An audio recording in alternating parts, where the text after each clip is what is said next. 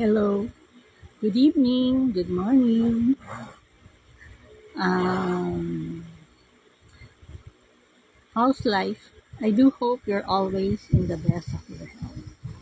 Ah, ang masasabi ko lang, lately dito na papanood ko dito sa TikTok live TikTok.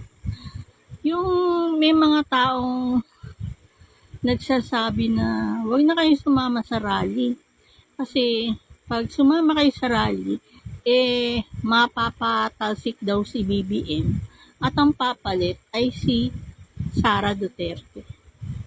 Yung bang yung karapatan nating mag-rally, yung labanan natin yung korupsyon, ipinagbabawal nila dahil ang iniisip nila ay matatanggal si BBM at si Sara Duterte ang papalit.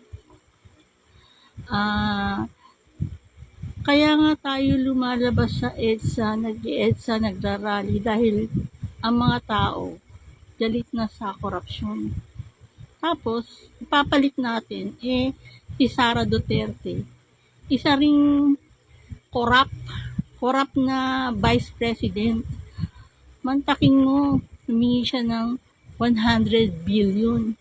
Aayusin daw niya yung edukasyon. Nasaan na? Naayos ba yung edukasyon?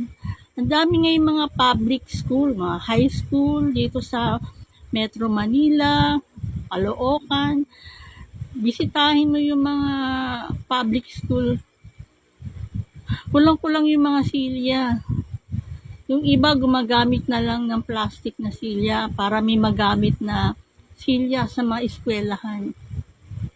Yung mga ibang bata pumapasok ng maaga para magkaroon sila ng silya na maayos, na maupuan habang nagle-lecture sa school. Tignan nyo ang sakripisyo ng ating mga kabataan. Nakalimutan nyo na ba ang kabataan ang pag-asa ng bayan? Pagkatapos tatanggalan nyo ng 100 billion, ibibigay nyo kay Sara Duterte para i-corrupt, imbis na gamitin sa ating mga public school, sa paaralan, sa mga elementary, high school, lalo na yung high school sa Caloocan High School. Ang dami mga silya, konti na lang yung mga ayos na silya na ginagamit sa school. Puro mga plastic stool na paagahan na lang ng pasok yung mga estudyante para magkaroon ng silya na mauupat